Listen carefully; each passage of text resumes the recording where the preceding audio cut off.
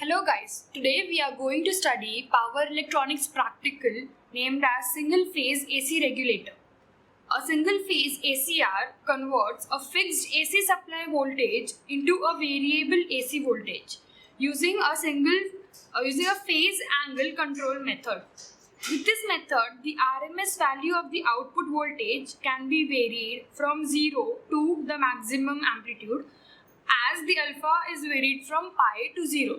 That is, for alpha equal to pi, the output will be minimum, that is 0. Now I am going to explain about the basic power circuit that is present in this experiment. Here we have the input supply, that is 230 volts 50 hertz, which is the AC mains supply. Here we have a step down transformer which will step this input to around 20 volts. This supply will go through to the AC regulator main circuit, which comprises of two SCRs connected in anti-parallel. In this case, the SCR1, which is the forward one, will conduct in the positive half cycle, whereas the second SCR will conduct in the negative half cycle for the desired period upon the variation of the firing angle. The various kind of loads that can be attached to this circuit is a resistive load, a light inductive load, or a heavy inductive load, or a combination of these three. Here, in this case, we are going to use simply a basic resistive load by switching this switch S4 as closed. Now, the basic circuit that actually does the regulation part are these two SCRs connected in anti-parallel. So let us study about the waveforms in this. This is the actual input waveform from the supply voltage. This supply is then transformed by the step down transformer to the lower value of the amplitude. The frequency still remains same. The various kind of firing pulses are generated with the help of an IC which is called as TCA785. This IC generates high frequency pulses to trigger the SCRs at various angles. These pulses are generated by the Q1 pin of the TCA785 for the SCR1, whereas these pulses are generated for the second SCR. In this case, as soon as the SCR1 gets triggered at alpha, the SCR1 starts acting like a closed loop or a closed switch, and hence it will start conducting from alpha till it undergoes natural commutation. So when it reaches pi, the voltage of the supply or the input goes to 0, and hence natural commutation occurs and the SCR gets turned off. So the first SCR will conduct from alpha till pi. So at the output, the load voltage will be the same as the supply voltage from alpha till pi. In case of the negative half cycle, the second SCR will be in the forward condition, and hence it will act as a closed loop, closed switch, whereas the first SCR will be open switched.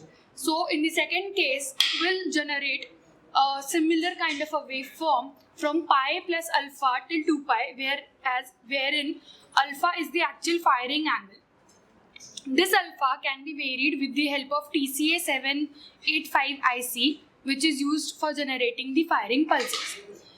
This is a resistive load circuit, hence the load voltage as well as the current voltage will be in phase, and the amplitude of the load current will be VORMS by R.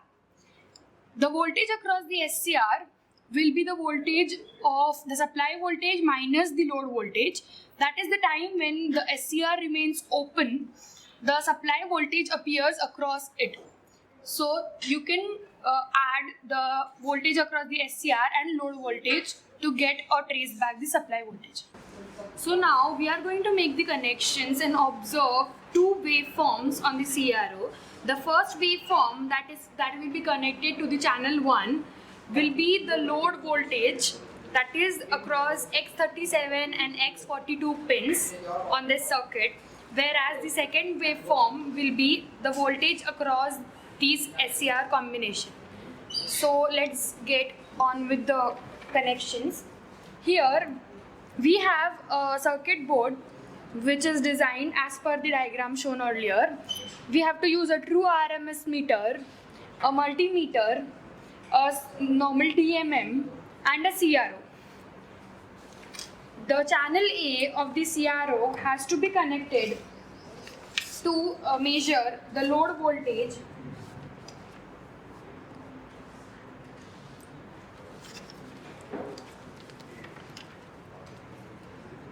These connections will be between the lines X42 and the common. Therefore, we have to join it as X42 and X37 to the common. The channel B of the CRO will be connected to measure the voltage across the SCRs. Therefore, we'll connect it to X34 and the common. So X34 and the common. Now for this we also have to measure the load voltage and the load current. So, therefore across X42 and 37 we'll connect a true RMS meter to give the load voltage.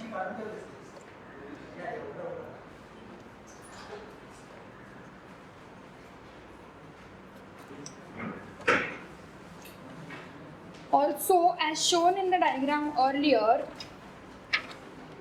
we need an ammeter between X37 and X38 to measure the current flowing through the load. So we have to connect this ammeter between X37 and 38.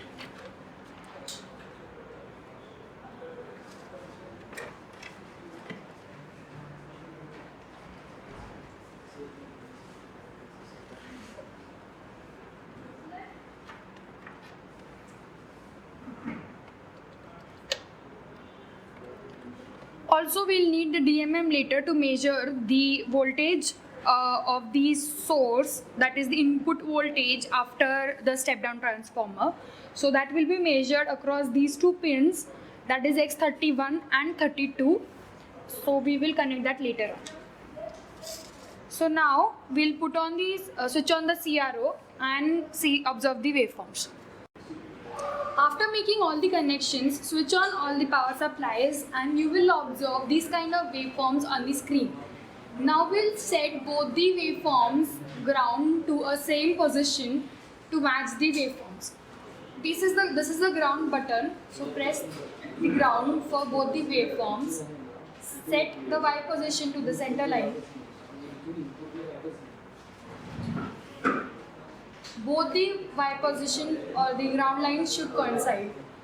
After that, release the ground buttons and you will notice or observe this kind of a waveform. Now, to observe this waveform properly and to calculate the various values, we will uncal this waveform so that only one positive half can be seen on the CRO screen. Firstly, set the start of this positive half at one of the starting points. So using the X position knob, I am going to set it here. After this, we have to set this whole positive half into 9 divisions so that we can calculate the alpha easily, as 180 degrees will be corresponding to the 9 divisions. So use the uncal button, which is this one. This knob to rotate and set the positive half to 9 divisions.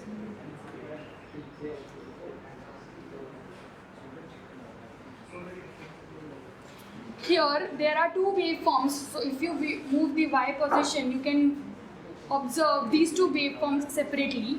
That is, this first channel is the load voltage, which is like this, and the second position is the supply voltage drop across the SCRs.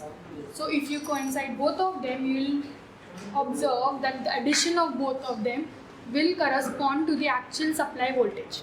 The various observations that we have to make from the waveforms that we just saw are: the minimum firing angle and the maximum firing angle. This can be obtained by varying the knob present on the circuit.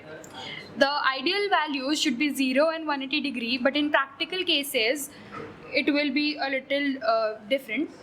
So we have to calculate alpha min and alpha max. R, that is the actual resistance of the load. Vs, which is the RMS value of the supply voltage, under root 2 Vs minus Vt, which will actually be the ideal value, the practical value for the output voltage. This is because root 2 Vs will be the ideal value for the output voltage, but due to the drop across the SCR in the forward state, difference of Vt will be present. Vt is again nothing but the forward voltage drop across the SCR. So we have to take various readings for a specific value of alpha. We have to take the value of the voltage at that alpha, the RMS value of the output voltage and the RMS value of the output current. Also, using various formulas, we have to calculate the theoretical values for VORMS and IORMS and compare them with the measured values in these readings. The various formulas are as shown here. For VORMS, the formula will be Vs 1 by pi minus alpha plus sine 2 alpha by 2 whole under root.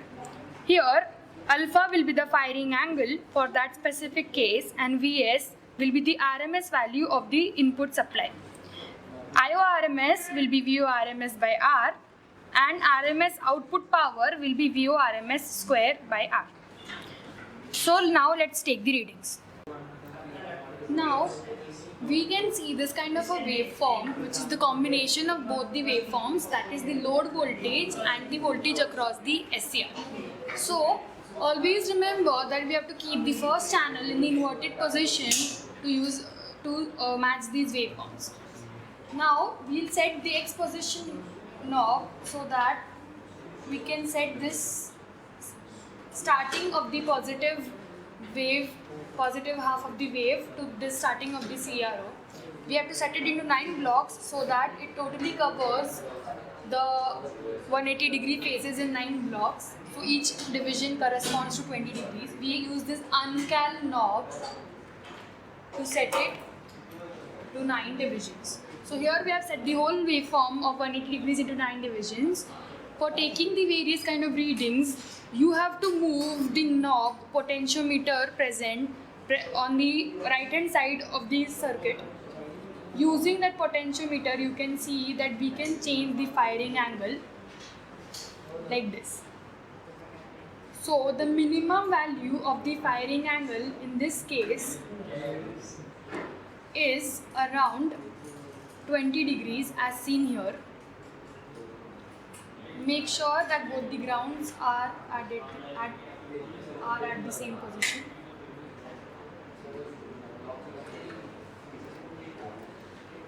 So yes, the minimum value of alpha is the first division, you can see. So each division corresponds to 20 degrees, so the alpha minimum will be 20 degrees, whereas the maximum value of alpha will be approximately 180 degrees itself. So you can see there is a small part here. So we can write around 178 degrees. Now for the sake of the readings, just set the value of alpha to, let us say, 2 divisions that will correspond to 40 degrees. It is here. You can observe the waveforms separately. In this case, you can see that this is the waveform of the SCR and this is the load waveform. At 20 degrees, that is VO, is this much. So now we can observe that the knob of voltage for channel 1 is at 10 volts per division. So herein, this will correspond to 1.4 divisions. Hence 1.4 into 10, it will be 14 volts. Then therefore we can write in the table that the voltage at VO at alpha is 14 volts.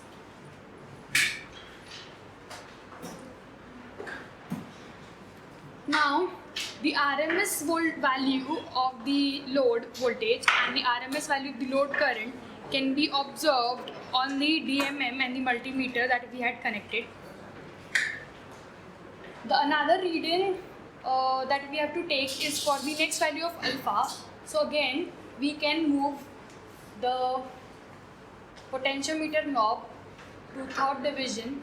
This way we'll get the value for the load voltage at 60 degrees.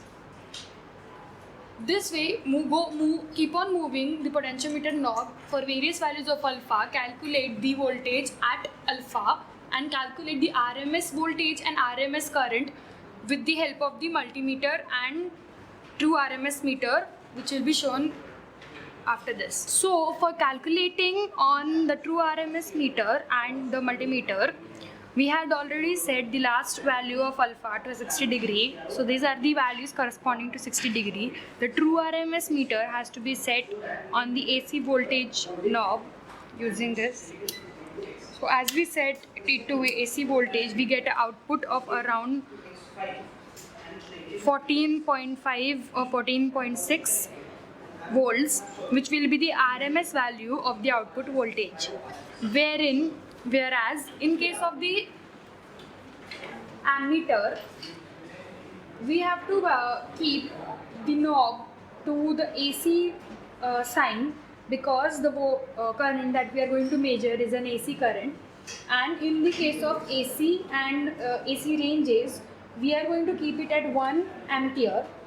There are 100 divisions in this multimeter, so 1 ampere reading will be divided into 100 divisions, so each division will correspond to 0.1 amperes. So here we have connected the DMM across X31 and X32 pins, and this is giving us 20.3 volts as the step down voltage. So this will be the step down voltage, and √2 Vs minus Vt will be the actual practical output maximum voltage. So now we are going to see the readings in the multimeter. The voltage that we are getting is 15.2 volts, and hence for 15.2 volts the resistance is around 26 ohms. So we should get a reading of around 0.5 to 0.6 amperes in this scale. So let us confirm that.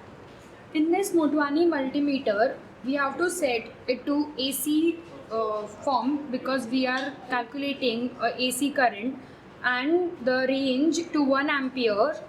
There are 100 divisions present on this, therefore each division will correspond to 1 ampere by 100, that is 0.01 amperes. You can see that this is approximately 62 divisions, hence the reading for the current will be 62 into 0.01, that is 0.62 amperes. So these are all the readings for various values of alpha. We have to calculate all these readings and complete the table. Thank you for watching.